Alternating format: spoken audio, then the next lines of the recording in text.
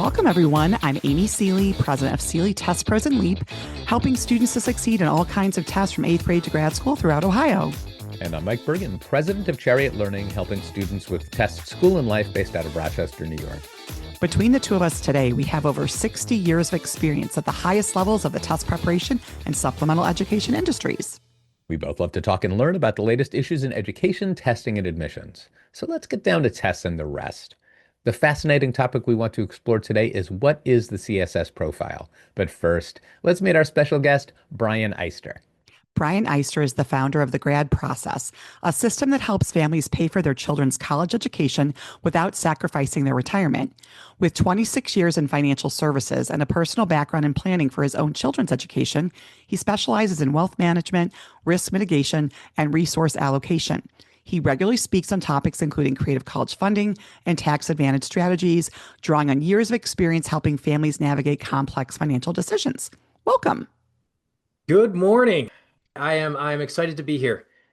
Fantastic, Brian. We're excited to have you on the show, not just because the question about the CSS profile is so common, comes up every year, and I think I still don't understand what the CSS profile is, so it'd be good to get some expert insight. But before we get into that, you have a long history in finance and where finance and college connect. Love to hear about your background. Excellent. Thank you. I do. 27 years into the business as of a couple days ago. So I'm going to have to update the bio there. And I started out straight from school, from college, Michigan State University. So I'm 22 years old, and most of my clients, 22, what am I going to do? Holy cow, how am I going to distinguish myself from someone like me who's now 49? And over time, as I was building up my client base, most of my clients were about 5 years older than me. So they're already down. So if I'm thinking about children, they already got fifth and sixth graders. So naturally, what happened is the question or freak out of what am I going to do about college was on everyone's mind. They weren't concerned about what their 401k was or their rollover IRA or the typical things that a financial advisor may discuss with their clients. Brian, what am I going to do about college? I got one in school. I got two in school at the same time. I got my best one is triplets. What am I going to do with triplets? Holy cow, what am I going to do? Okay, let's take a breath and let's work through this. So what ultimately happened is around 2019, the idea of rebranding Essential Strategies into a college-specific entity, from planning to paying for to introducing professionals like yourself in terms of test prep for my clients. That started kind of floating around in my head in 2019. It officially launched in Labor Day of this year. A lot of stalling by me, a lot of hesitation, a little bit scared putting myself out there in this realm. But I'm so glad I did, because as I talk with all walks of life here, everyone has a question of some sort, and it's really gratifying to be able to provide value and help them sleep easier at night and literally watch them go from like being really stressed and their shoulders scrunched up to relaxing. What's interesting is this part of the college admissions process, i.e. financing it, is the part that often families don't want to look at or don't want to think about. I would say for me, I definitely was like that with my kids. It's like, ooh, we don't want to think about it, yet it's so important because you can't go to college if you can't spend the money, right? Exactly. The biggest misconception is they think if they just have a pile of money that they can take care of all of the problems. And it really, you need to rewind, the tape a little bit and be intentional and proactive in with your child as to what is the game plan going forward, starting around middle school.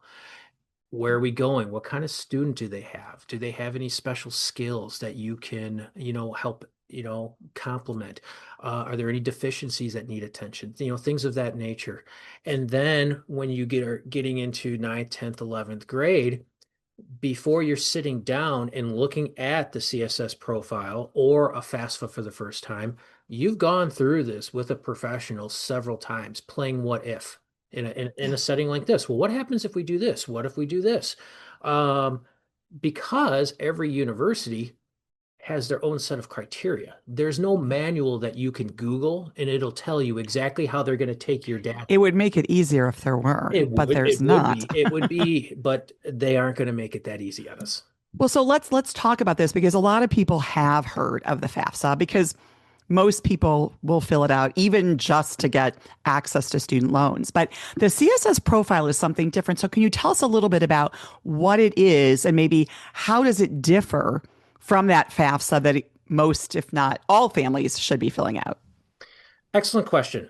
Most people, let's just spend a quick second on the FAFSA. Most people are familiar with that, with the acronym, Free Application for Federal Student Aid.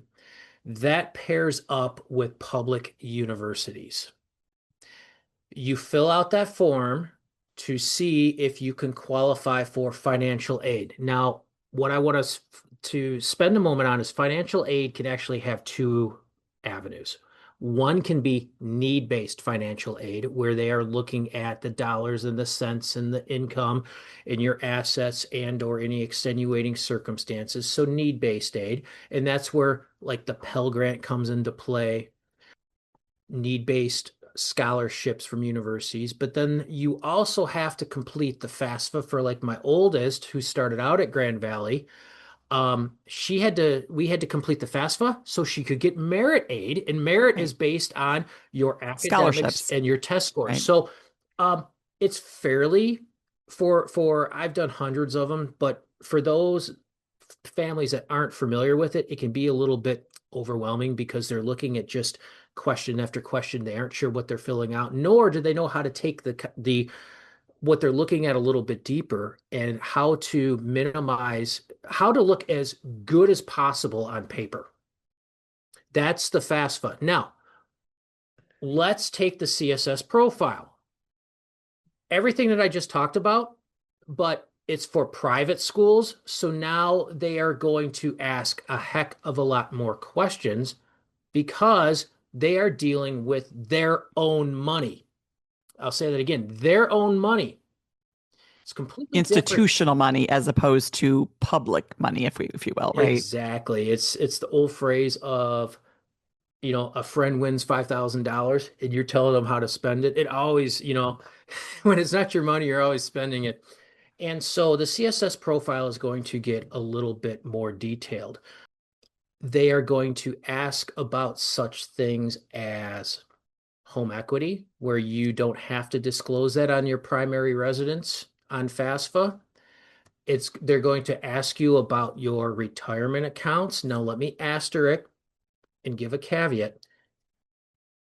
Most universities just want to know what you have, but in the initial calculation, they aren't going to use that against you. Then why do they ask?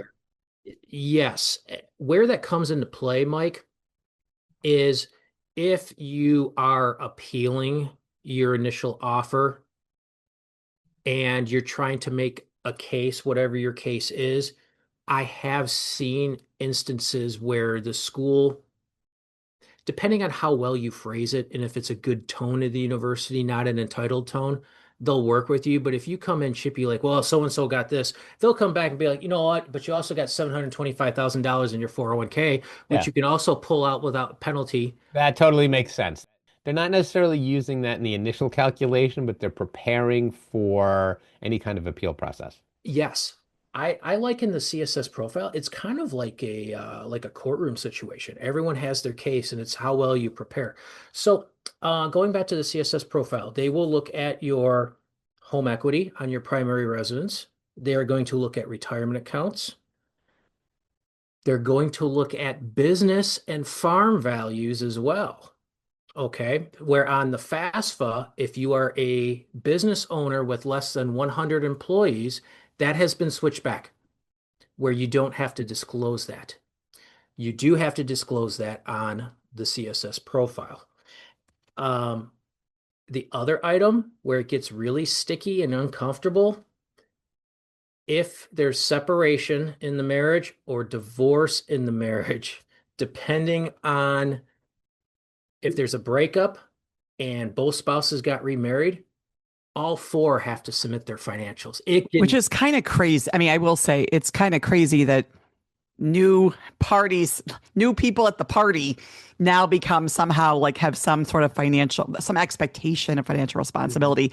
But that's a whole other conversation. yeah, and it's not unusual for when there is a separation, there's always an issue with money in some way, shape, or form. And there's one spouse that's gotten away and it's like, I'm not giving you anything. It's funny. Mhm. I liken it sometimes where I, it's not funny, but being the objective third party, it reminds me of Owen Wilson and Vince Vaughn in Wedding Crashers Wedding in the crashers. beginning when they're mediating. Um, Yes. it can get a little it can Right. get a little chippy. And so those are the main differences. I want to back up 1 second though. Please. We've talked so far about this public versus private, which is that we said like FAFSA is can be used at all institutions, right? I mean everything. CSS is really more for private colleges, but not all private colleges. So my question is, Hmm. do all private colleges require the CSS, or how would someone find out like which colleges they would need to complete a CSS profile for? Excellent question. So, what I have learned from firsthand experience is that some private schools do not require the CSS. I am proof right now. My daughter has applied to two private schools and all they required is the FAFSA. In the state of Michigan, there are only about 4 or 5 schools that require it. 4 to be exact.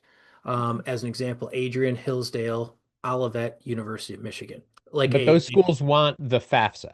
they want the They'll CSS. all want the The FAFSA, but FAFSA, but Right. But those fewer. are the schools that also want the CSS, and the schools that don't want the CSS still want the FAFSA. correct. Okay. FAFSA for all. And sometimes people will say, well, I didn't fill it, I didn't complete it. What do you think? Okay, don't know your situation. So why are you feeling that way? But it's important for 2 reasons. And the CSS profile. To even if you don't think that you're going to get aid, number one, things change. I want you to think about a business owner running a successful business in January or February of 2020. Mike. I can tell you at the end of my street, there was a very popular gym. Now, unfortunately, with the governing body and the responsible parties, by November, December of 2020, They couldn't make it. he was belly up. Mhm. He went flush and said, "Uncle, I'm done." And in that year, had he filled like with just a CSS profile, he would have had it on record and something to kind of fall back on to Exactly, Amy. reach out to the school. That makes total sense. Exactly. Yeah. So I know it's a pain and I know that there's angst and a little animosity. It's like, oh, I'm getting penalized for making too much. Well, you know what? If especially with my clients, because I also have my traditional financial advising practice and they're with me. Okay, folks, let's just take 30 minutes, 45 minutes. I got most of it here for you. We can do a webinar. I'll help you complete it. You're going to hit submit, not me. You're going to hit it. And because you can be on cloud nine in 2019, in 2020, you've lost Totally different everything story. and you go to the university, and many universities now are going to be saying, well, I'm sorry about your situation. That's unfortunate, but you didn't complete it your child's freshman year. So we assume that everything was okay. It's too late. So so I just tell my clients, let's see what happens. Let's see what happens. And that's important to mention too. Let's just say you're in a situation where you have multiple children and maybe you didn't complete it for your student's freshman year. Year later, 2 years later, you have another sibling, which would make it even more important, even if you hadn't done one before, to do one at that institution, let's say for your older child, right? Mm-hmm. Mm-hmm. So I just consider it a necessary evil. Is let's just Yeah. complete it. Let's position it ethically, legally, morally to try and reduce that SAI. And it's just the CSS gets a bad rap because it's a little bit more invasive, but like we said, they're using their own money from donors. And so they're just going to go through an extra couple levels, but they're also some of the most generous schools. Truth. Right. I mean, Mhm. it's not even they're using their own money. They're using your money and they're just deciding how much of it to give back to you. Like To that, get back right? to It's you. like, How big your coupon code is, Mike? Is that what you're saying? yeah. It's determining how big your coupon code No, is. no, that's totally it, right? Yeah, that's true. It's true. Exactly. Now, you started to mention some of the assets or income that, you know, are they look into. Can you talk about maybe which assets or which incomes need to be revealed there versus might be disregarded? Excellent question. And one of the things is I just want to pause for a second because Mike's original question on the last one is where can you go? I sent you an email. Hopefully you can post it when this goes live. It's the College Board. I don't know the exact web address specifically, but it's the direct link that any That listener can lists all go the to, schools. Great. and We'll have those in the show notes. it'll pop Mhm. up like all 200 or so, but then you can actually segment it into states and take a look at which ones require. Also, really quickly, something to add, like as an example, University of Michigan, even though it's a public school, it's considered one of those public Ivies. So FAFSA, CSS, and University of Michigan's own They have their own their own publication. paper, which is not a big deal, and I don't know why, but I'm not here to battle why they make the rules, Yeah. because if we have the information already, it's not that difficult to. No, we should mention that while the FAFSA is free to complete, the Yes, CSS profile, there is a fee to complete the profile, correct? there is. So the fee is $25 Hmm. for the first profile. So if it's one school, 25. Hmm. Each subsequent school, it is $16. Gotcha. So if you had 5 schools that required the CSS, you are in it for $89. Gotcha. 125 and then 4 times 16 added together, 89. Now on the website somewhere, folks can go to it. If income is less than 100,000, they will waive those fees. And they'll know your income's less because your CSS profile would demonstrate that, correct? Correct. Gotcha. So, Correct. yeah, I know with one of my kids, there was a school that we realized was a CSS profile school. After doing the net calculator for that school and realizing what we would probably not get, we decided not even to do the profile because we're like, that's it. We're not moving forward with that one school. But some families will find that a whole slew of schools that's on their students list require the profile. So it's like, oh, automatically you're going to need to do it, you know. So it makes It sense. is. It's a back and forth, and in my particular case, I was fully prepared for some CSS. I was actually surprised, to be honest with you, that she didn't choose either of them because I am familiar enough with the negotiation process, which I assume that we'll get to it down the road a little bit. But even the private schools that she applied to, yeah, just require the FAFSA. So it's just whatever they want, and they have their own formula that they don't disclose. Like you can go online if you want to dig real deep, you can find out to the penny how the FAFSA is calculated. You don't need a software, you don't need to pay anyone. All you need is a simple calculator, a couple pencils, and you're good to go. CSS, we're not so lucky. No. They don't tell you Mm-mm. how the sausage is made. So And like we know, talking to another parent who had a student at their school or another school isn't going to give you any insight into what the benefit for you will be, right? Yeah. Correct. speaking of kind of secret math or hidden Yeah. Secret calculations, math. there are certain aspects of the CSS where somebody who's filling out the form has to create a valuation for a property, a business, a farm, whatever.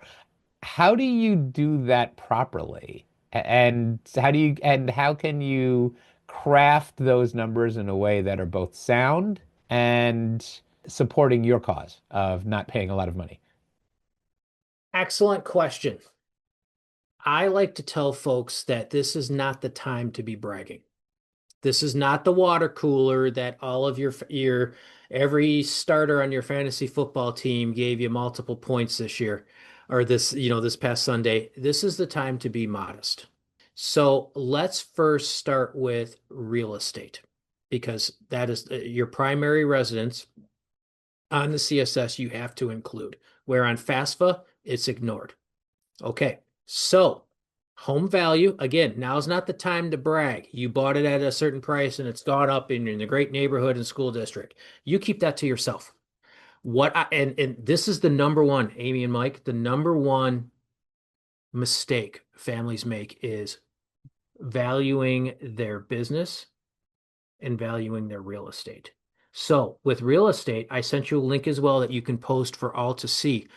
I have one college designation. I have completed my coursework for a second one, getting ready to take the final exam. I forget which one, but they specifically said go to that FHA website that I provided you.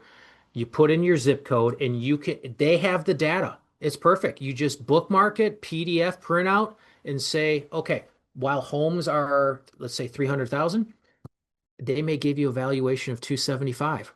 Go with the 275 because the school just wants to know, did you just pull it out of a hat or do you actually have some data? Yeah, but do you have to footnote your valuation?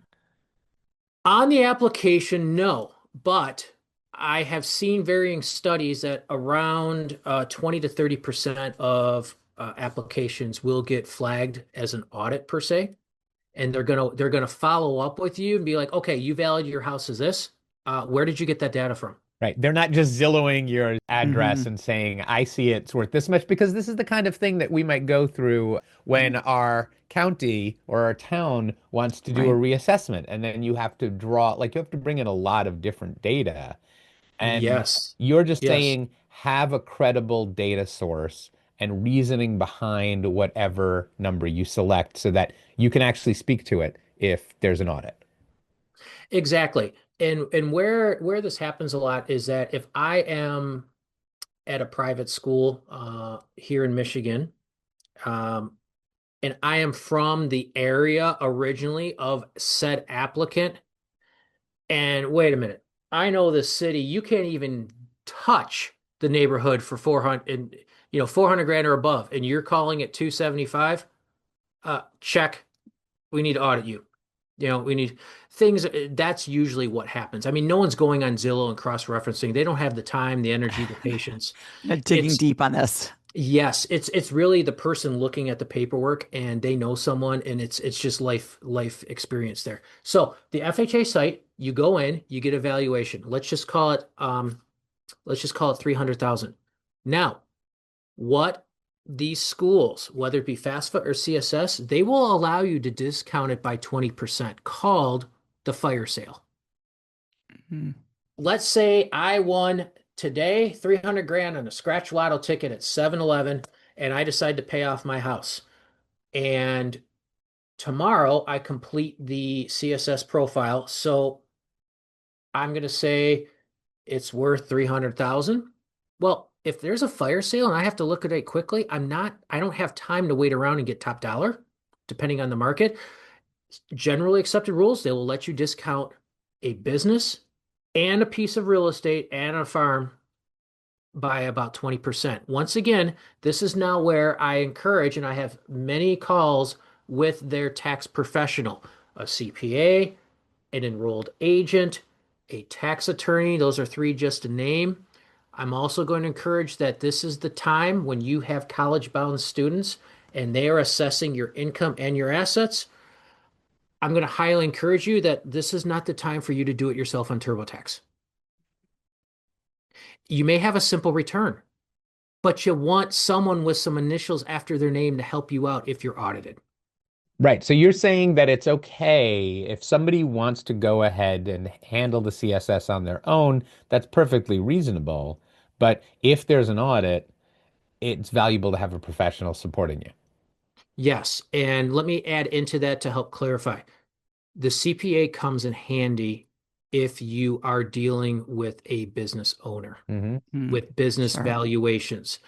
And there's generally accepted accounting principles. That's an accounting one. Heck, I remember that back in 94, accounting 101. That's pretty good. They're going to ask for the health of the company. What is your income? What is your expenses? What is your cash flow? There are samples People can go to my website later. They could send me a direct message. I can give them an example of what those forms look like. And that's really where they want to spend time before they hit submit, is sitting down, working with the CPA. There's things that I've had CPAs tell me that I get what they're doing is they're helping to make the valuation modest. I don't necessarily understand it, but they're willing to sign off and stand by it. Another key tip when it comes to the profiles, it does not hurt to call the school that you're applying to and ask them, are there any specifics that you're looking for? Are there any accounting principles? There's accounting terms where they'll say like, well, is it accrual based or is it the other term I'm forgetting? It doesn't hurt to ask and say, hey, Cash based. I'm a business owner and I Mhm. have I got a small business. I also got some real estate. Is there anything specific that you're looking for? It might even be on the website. So it's just a little bit of rolling up your sleeves and doing a little bit more research. Yeah, this is incredibly helpful. Are there any final points that you want to share about the CSS profile or completing it?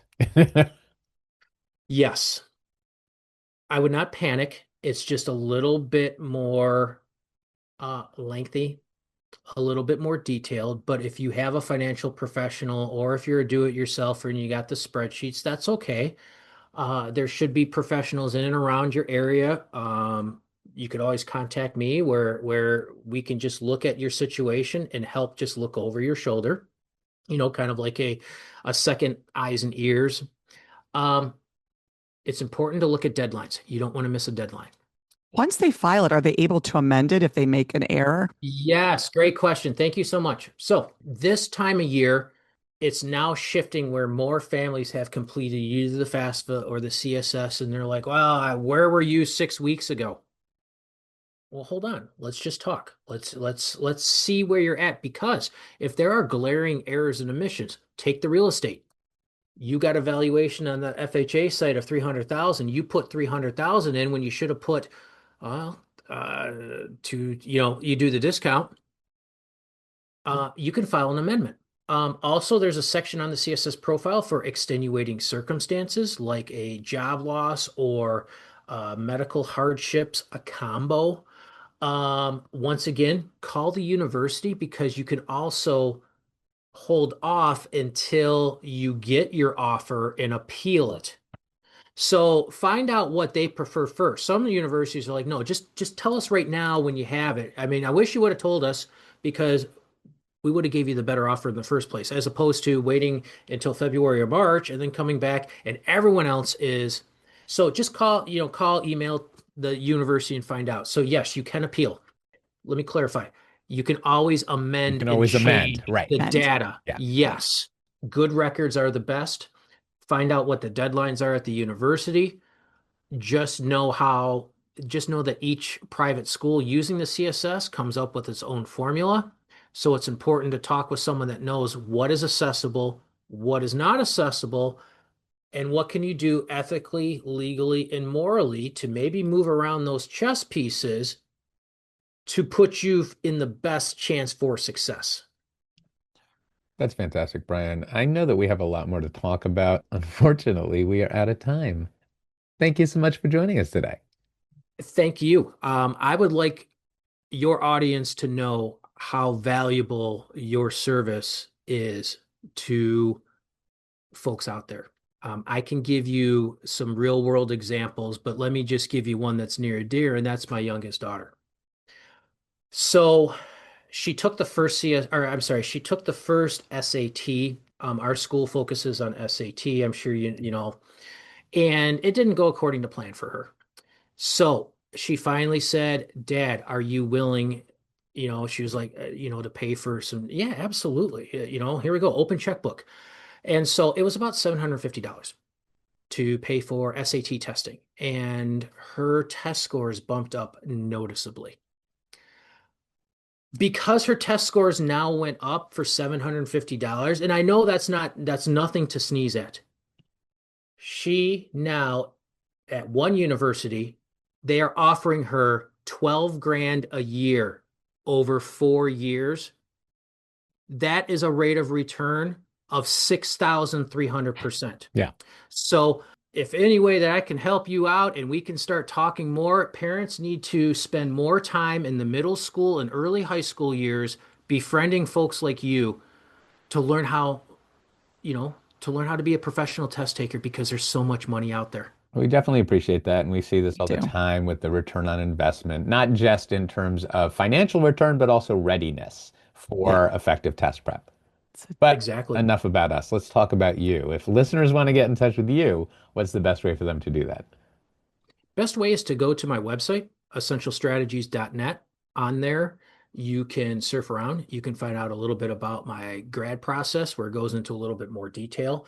There's a resource section where you can get some basic information to talks about student loans, application process. I'm going to upload a kind of a cheat sheet of what we talked about that they can download as well to have sort of like what sort of forms do I need for the CSS profile? How is it different? That would be the best place to go. Awesome. We hope you enjoyed this discussion as much as we did. Be sure to join us for another fascinating topic and guest on the next Test and the Rest. Did you enjoy this episode as much as we did? Find expanded links and more for this and all of our episodes at our show page at testsandtherest.com. While you're there, be sure to explore everything the larger TestBright site has to offer, including real, expert, unbiased answers to the toughest admissions testing questions. Of course, we'd love for you to rate, review, and subscribe to Test and the Rest on your favorite podcast platform. If there's a topic or guest you'd like us to feature, just let us know and spread the word.